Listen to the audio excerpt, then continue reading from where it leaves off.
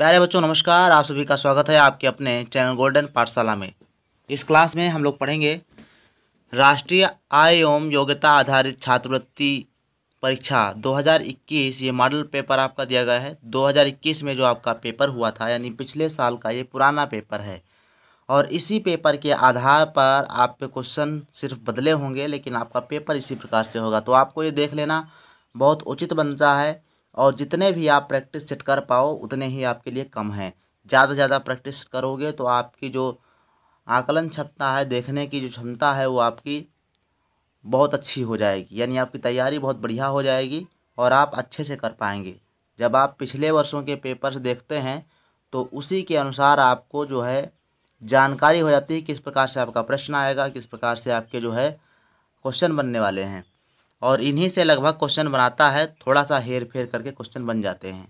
तो ये पिछले वर्ष का 2021 का पेपर है और आप लोगों को ये पढ़ के जाना है।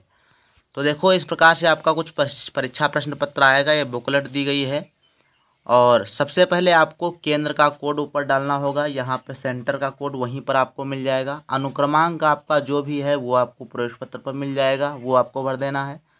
और बाकी ये राज्य कोड और ये वर्ष ये आपका बुकलेट पर लिख कर आएगा। और इसके बाद आगे बढ़ते हैं तो कुछ निर्देश आपको दिए गए हैं। देखो, पहला निर्देश ये दिया गया है कि खंड फर्स्ट और खंड दो भागों में आपका पेपर बटा हुआ है। तो खंड एक ये करने के लिए आपको 1.5 घंटे का टाइम मिला है और पूर्णांक कितना है 90, और क्वेश्चन आपको कितने हैं 90। ठीक है, तो इस प्रकार से आप जो है कर सकते हो। शारीरिक रूप से चुनौतीग्रस्त अभ्यर्थी है तो 2 घंटे हैं, यानी जो लोग विकलांग हैं उनके लिए जो है 2 घंटे का टाइम दिया गया है, पूरा 120 मिनट का। और यहाँ पर खंड सेकंड आपको करना है। जो खंड फर्स्ट है इसमें आपके सारे रीजनिंग के क्वेश्चंस पूछे गए हैं, और खंड सेकंड में जो है आपके जो विषयवार जो आपके पूछे, जैसे सामाजिक के 35 क्वेश्चन, विज्ञान के 35 क्वेश्चन और 20 क्वेश्चन गणित के, तो ये आपके 90 क्वेश्चन पूछे गए हैं। और पूर्णांक आपका 90 है, 90 इसमें और 90 इसमें।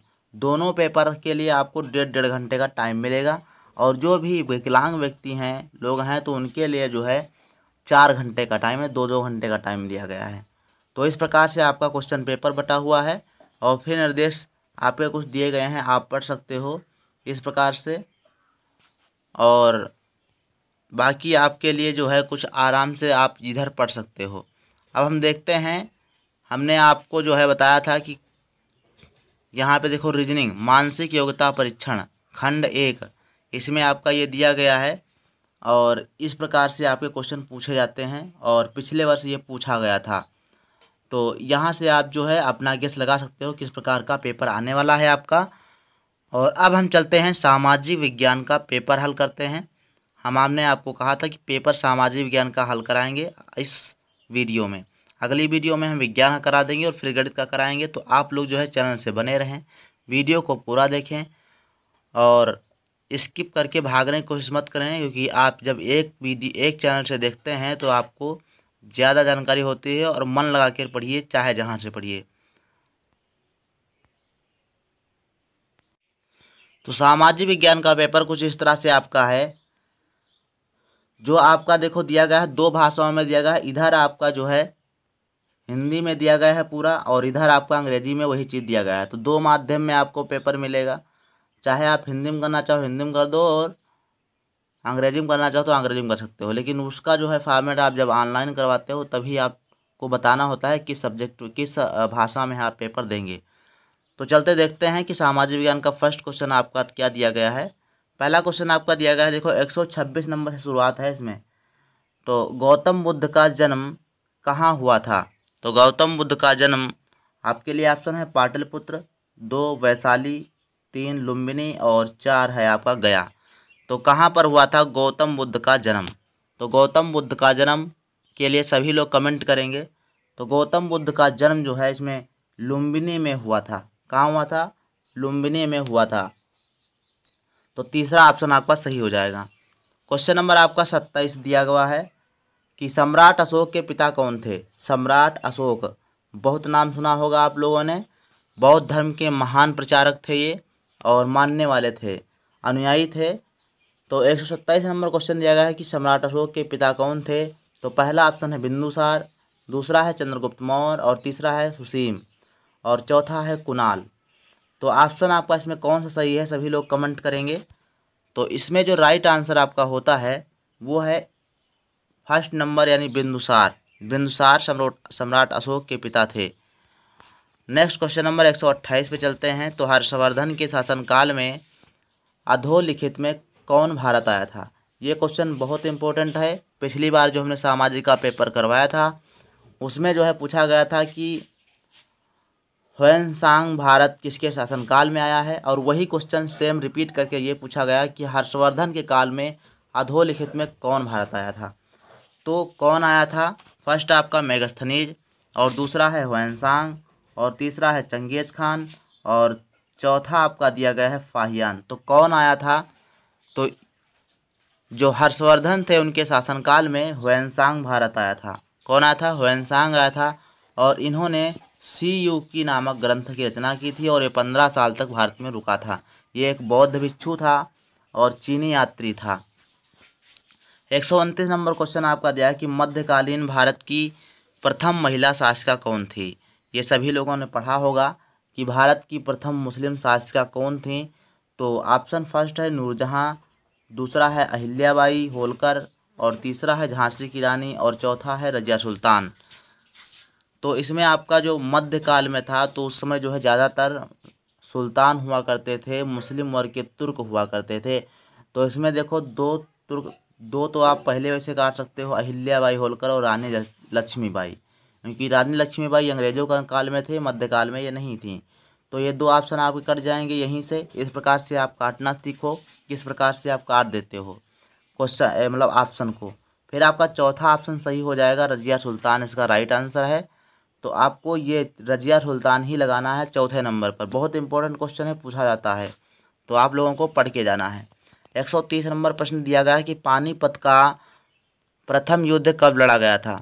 तो पानीपत का प्रथम युद्ध 1526 में, 1556 में, 1576 में, 1595 में। तो पानीपत का युद्ध बाबर और इब्राहिम लोदी और बाबर के बीच में हुआ था, जिसमें इब्राहिम लोदी की हार हुई थी और बाबर विजयी हुआ था और वहीं से मुगल वंश की स्थापना होती है। तो इसका जो राइट आंसर हो जाएगा 1526 हो जाएगा। ए ऑप्शन आपका सही है। 131 नंबर पर चलते हैं। तो लिखा है कि दीन ए इलाही की स्थापना किसने की थी।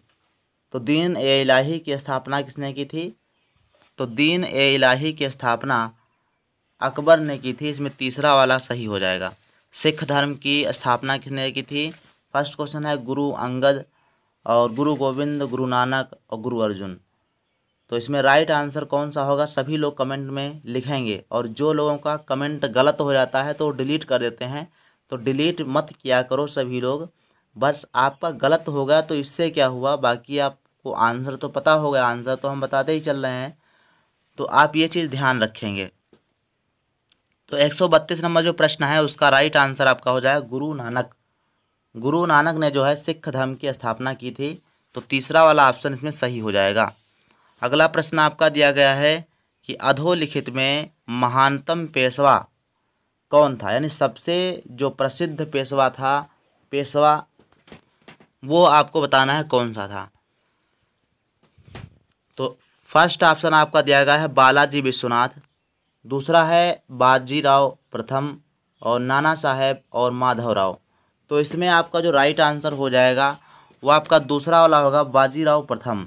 बाजीराव प्रथम जो था वो सबसे महानतम पेशवा था और इसके ऊपर एक फिल्म भी बनी है, बाजीराव सिंघम।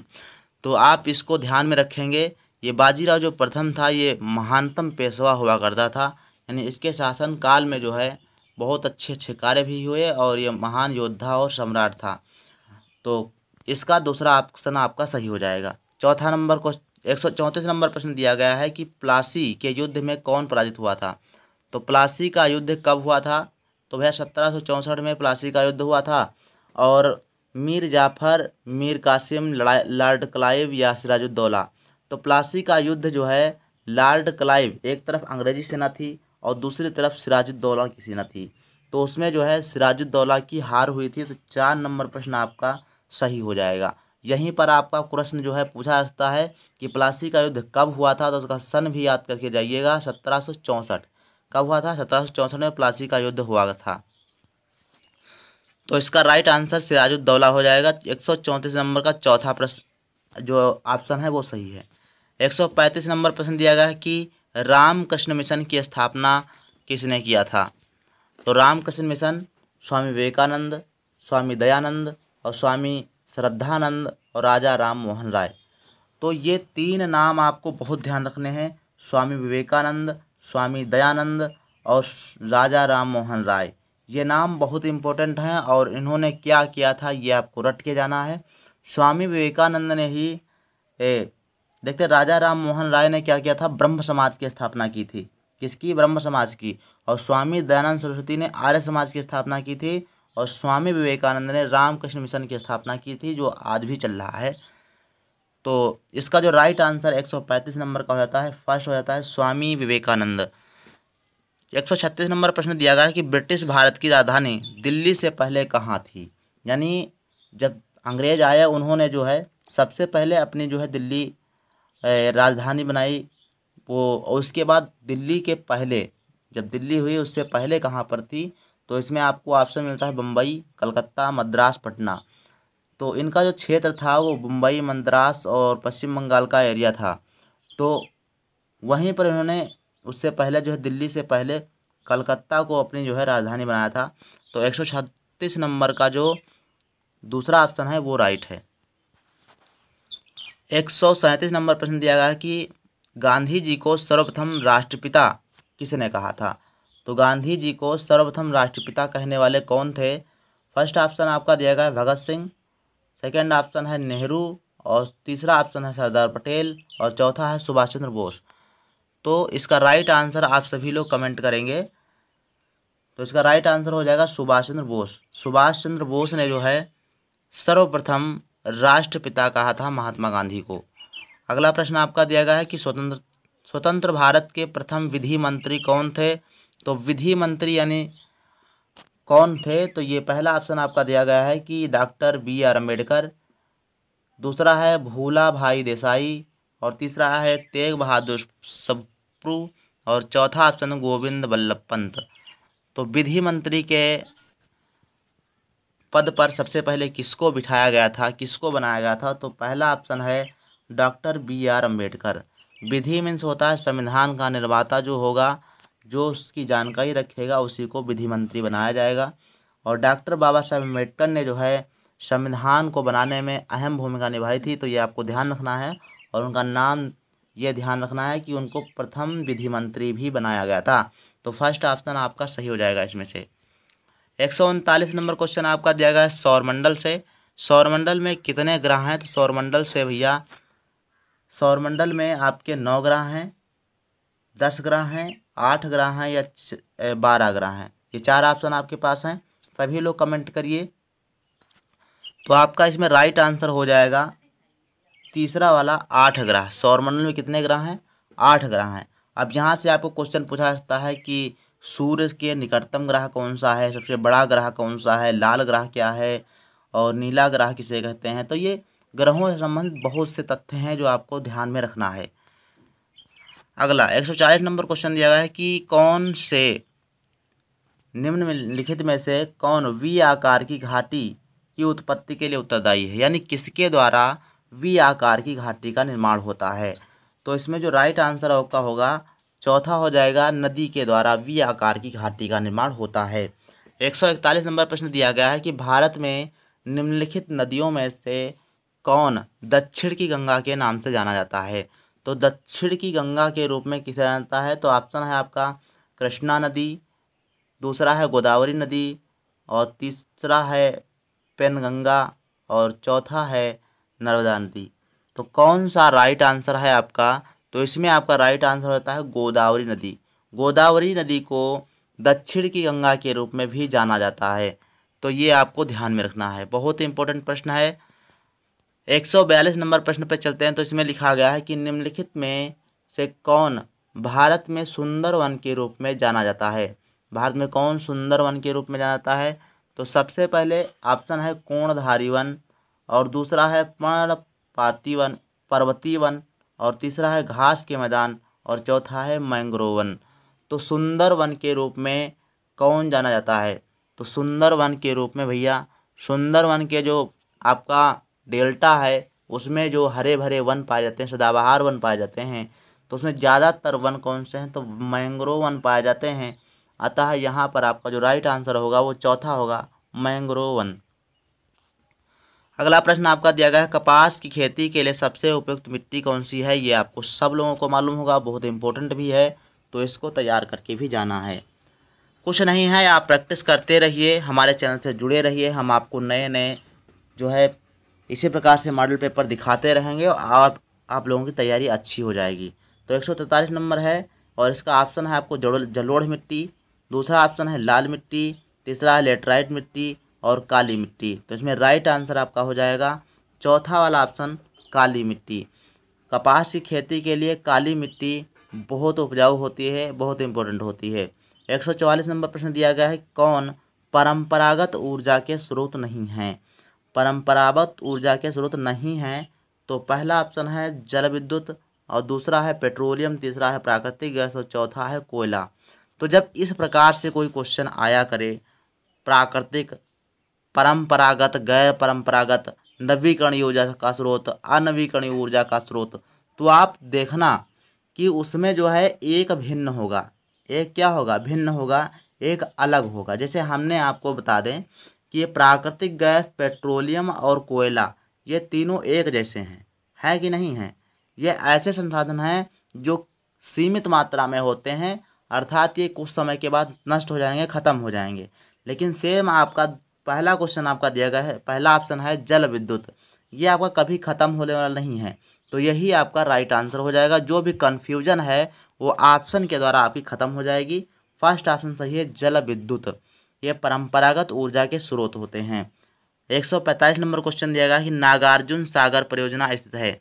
नागार्जुन सागर परियोजना कहाँ पर बनाई गई है, किस नदी पर बनाई गई, ये बताना है।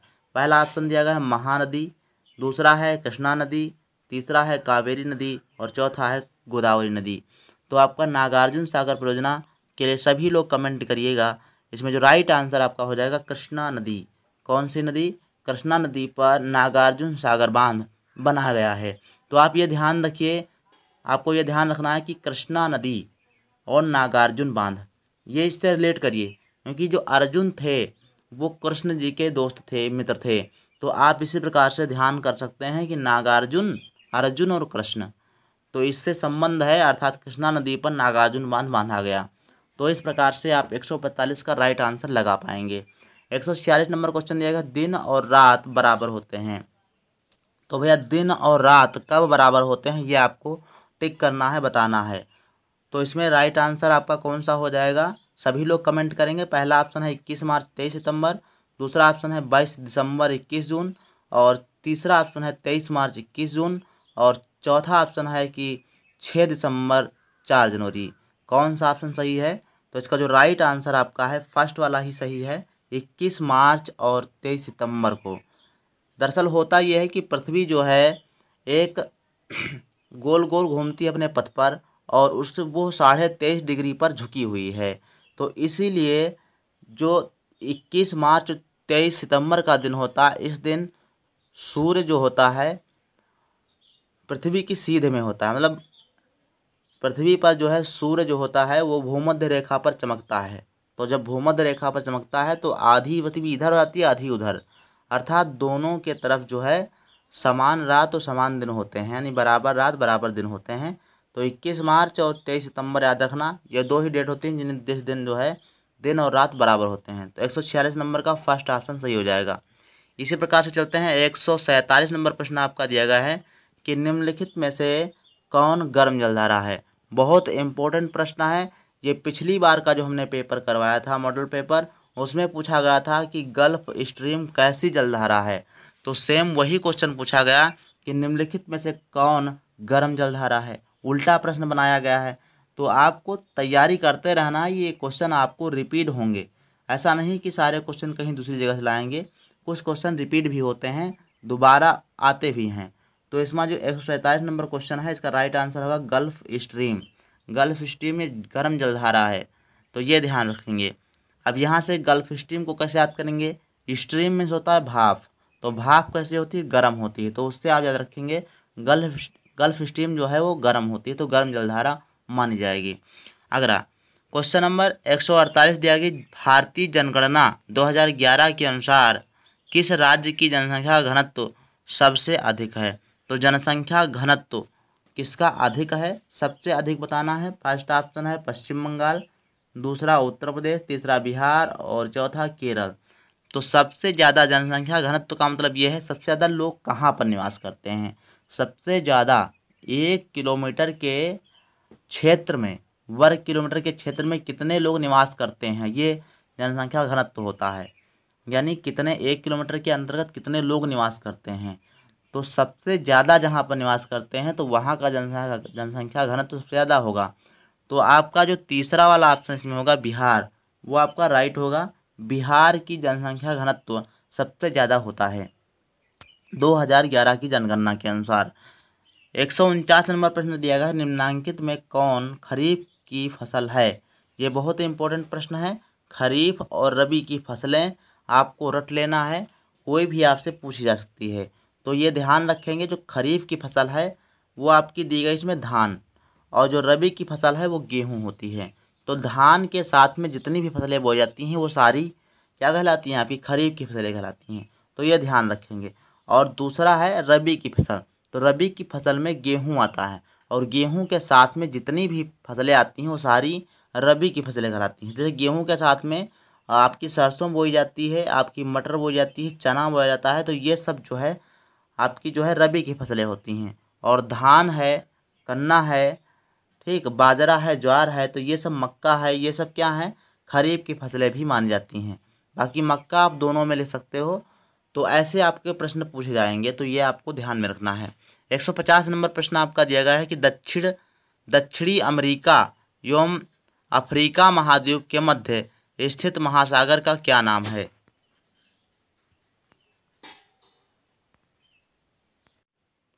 तो 150 नंबर क्वेश्चन के लिए सभी लोग कमेंट करेंगे कि भैया दक्षिण अमेरिका और अफ्रीका महाद्वीपों के मध्य कौन सा महासागर स्थित है। तो इसमें आपका जो फर्स्ट ऑप्शन दिया गया है दक्षिणी अटलांटिक महासागर, आर्कटिक महासागर, प्रशांत महासागर या हिंद महासागर।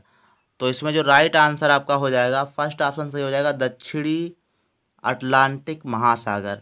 150 नंबर का फर्स्ट ऑप्शन सही है। और देखते हैं क्वेश्चन नंबर 151 दिया कि भारत का राष्ट्रीय पुष्प कौन सा है। बहुत इंपॉर्टेंट है और बहुत ही आसान है, सब लोगों को मालूम होगा। तो भारत का राष्ट्रीय पुष्प कौन सा है, गुलाब, कमल, सूरजमुखी या गेंदा। तो इसका राइट आंसर है आपका कमल। कमल जो है वो भारत का राष्ट्रीय पुष्प है।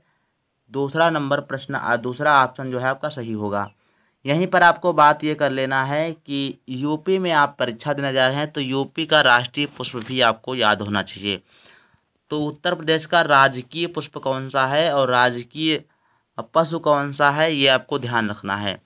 तो उत्तर प्रदेश का राजकीय पुष्प है पलाश, जिसको टेसू का फूल भी कहते हो। तो पलाश ऑप्शन में होगा, वो लगा देना है। और राजकीय जो पशु है वो बारहसिंघा है, तो ये ध्यान रखना है। 152 नंबर प्रश्न आपका दिया गया, भारत के राष्ट्रपति कौन है। तो ये ऑप्शन कुछ आपका बदल जाएगा, क्योंकि अब जो है आपके जो राष्ट्रपति हैं बदल चुके हैं। और इस समय राष्ट्रपति कौन है, द्रौपदी मुर्मू हैं। तो इसमें से पहले जो आपके थे वो थे रामनाथ कोविंद, लेकिन अब जो है इनकी जगह पर कौन आए हैं, तो द्रौपदी मुर्मू हैं। कौन है, द्रौपदी मुर्मू। तो ये ध्यान रखना है, द्रौपदी मुर्मू को लगाना है। वहाँ पर ऑप्शन आपका चेंज होकर आएगा, यही ऑप्शन थोड़ी ना आएगा। तो आपको ये लिखना है द्रौपदी मुर्मू। द्रौपदी मुर्मू राष्ट्रपति हैं। और उपराष्ट्रपति कौन है, जगदीप धनखड़। कौन है, जगदीप धनखड़। तो राष्ट्रपति का नाम आपके वर्तमान में जो राष्ट्रपति हैं वो है द्रौपदी मुर्मू। तो ये आपको लिखना है। ये पिछले साल का प्रश्न है, प्रश्न पत्र है, इसीलिए इसमें रामनाथ कोविंद लिखा गया है। अब जो आएगा उसमें आपका क्या लिख के आएगा, तो द्रौपदी मुर्मू, वो आपको लगाना है। उपराष्ट्रपति की बात करेगा तो जगदीप धनखड़ हैं। और 153 नंबर प्रश्न आपका दिया है कि भारतीय संविधान में कितनी अनुसूचियां हैं। तो भारतीय संविधान में कितनी अनुसूचियां हैं? फर्स्ट है 9, 10, 11 और 12। तो भारतीय संविधान में कुल इस समय जो है वर्तमान में 12 अनुसूचियां हैं। कितनी अनुसूचियां हैं? 12। चौथा ऑप्शन सही है 153 नंबर का, 12 अनुसूचियां हैं। और थोड़ा सा ये भी ध्यान रखेंगे कि मूल संविधान में कितनी अनुसूचियां थीं। तो मूल संविधान में जो है आपकी 8 अनुसूचियां थीं, उसके बाद धीरे धीरे बढ़ती गईं और आप 12 अनुसूचियां हो गई हैं। तो 153 नंबर में आपका चौथा ऑप्शन सही हो जाएगा। 154 नंबर प्रश्न दिया गया है कि निम्नलिखित में से कौन सी भाषा संविधान की 8वीं अनुसूची में नहीं है? अर्थात किस भाषा को जो है संविधान में शामिल नहीं किया गया है। तो पहला ऑप्शन है गुजराती, दूसरा संथाली, तीसरा भोजपुरी और चौथा है डोंगरी। कौन सी भाषा है जिसको संविधान की 8वीं अनुसूची में नहीं लिया गया है, नहीं रखा गया है? तो इसमें जो राइट आंसर आपका है, सबसे ज़्यादा बोली जाने वाली भाषा जो भोजपुरी क्षेत्र में जो बोली जाती है वो है आपका भोजपुरी। यानी बिहार में जो पनपी है, जो पली बढ़ी है, वो भाषा भोजपुरी जो कि संविधान में नहीं है। तो ये आपको ध्यान में रखना है। क्वेश्चन नंबर 155 दिया गया कि भारतीय संविधान कब लागू हुआ था? तो ये क्वेश्चन का जवाब सभी लोगों को मालूम होना चाहिए और ज़्यादातर पूछा भी जाता है। तो भारत का संविधान कब लागू हुआ था? पहला ऑप्शन है आपके पास 23 जनवरी 1950, दूसरा है 26 जनवरी 1950 और तीसरा 15 अगस्त 1947, चौथा है 14 नवंबर 1949। तो भारतीय संविधान कब लागू हुआ था ये बताना है। तो भारतीय संविधान जो है आपका 26 जनवरी 1950, दूसरा वाला ऑप्शन से हो जाएगा। 26 जनवरी 1950 को लागू हुआ था। तो दूसरा ऑप्शन सही है। 56 नंबर प्रश्न दिया गया है कि भारतीय संविधान बनाने में कितना समय लगा। पहला ऑप्शन है 2 साल, 2 वर्ष 11 माह 18 दिन, 2 वर्ष 10 माह, 3 वर्ष 4 माह 10 दिन, 2 वर्ष 5 माह 18 दिन। तो इसमें राइट आंसर आपका हो जाएगा फर्स्ट वाला ही सही है। 2 वर्ष 11 माह 18 दिन लगा था संविधान को बनाने में। 157 नंबर प्रश्न पे चलते हैं। तो लिखा है कि भारतीय संविधान का कौन सा अनुच्छेद अस्पृश्यता के आचरण को प्रतिबंधित करता है? अर्थात अस्पृश्यता का अंत करता है, जिसमें छुआछूत को ख़त्म कर दिया था। वो कौन सा अनुच्छेद है? तो वो आपका है अनुच्छेद 17। कौन सा है? अनुच्छेद 17 आपको जो दिया गया है, इसमें संविधान में ये बताएगा अनुच्छेद 17 में कि कोई भी छुआछूत अगर करता है तो उसके खिलाफ कार्रवाई की जा सकती है। तो ये आपको ध्यान में रखना है। अगला प्रश्न आपका 158 नंबर दिया गया, भारत में पहली पंचवर्षीय योजना शुरू हुई थी कब? भारत में पहली पंचवर्षीय योजना कब प्रारंभ की गई थी? तो पहला ऑप्शन 1947, 48, 49 और 51। तो भारत में पहली पंचवर्षीय योजना जो है 1951 से शुरू हुई थी। 1951 से लेकर 1956 तक पहली पंचवर्षीय योजना प्रारंभ की गई थी। पंचवर्षीय मतलब होता है 5 साल का टारगेट रखा जाता है कि इस 5 साल में आपको ये काम करना है। तो उसमें कुछ उद्देश्य होते हैं, कुछ चीज़ें रखी जाती हैं जिनको पूरा करना होता है। तो पंचवर्षीय योजना, पहली पंचवर्षीय योजना कब हुई थी? 1951 से लेकर 56 तक। 159 नंबर प्रश्न दिया गया, रिजर्व बैंक ऑफ इंडिया का मुख्यालय कहाँ है? तो इसमें जो राइट आंसर आपका कौन सा होगा? कोलकाता हो जाएगा। वो तो पहले था, अब मुंबई हो गया है। क्या है? मुंबई। तो 159 नंबर का राइट आंसर क्या है? मुंबई है। और 160 नंबर है कि सुरेश तेंदुलकर समिति संबंधित है। तो सुरेश तेंदुलकर समिति जो है किससे संबंधित है? पहला ऑप्शन आपका दिया गया गरीबी, दूसरा है जनसंख्या और तीसरा है उद्योग और चौथा है कर। तो सुरेश तेंदुलकर समिति जो आपकी संबंधित है वो गरीबी से संबंधित है। तो आपका ऑप्शन जो है फर्स्ट वाला सही हो जाएगा। गरीबी से संबंध रखता है सुरेश तेंदुलकर समिति। तो इस प्रकार से आपके जो है ये यहाँ पर प्रश्न हो जा रहे हैं। और अगला 161 से लेकर बाकी जो नीचे प्रश्न दिए गए हैं वो आपके गणित के प्रश्न दिए गए हैं। तो किसी दिन हम गणित का पेपर भी हल करवा देंगे।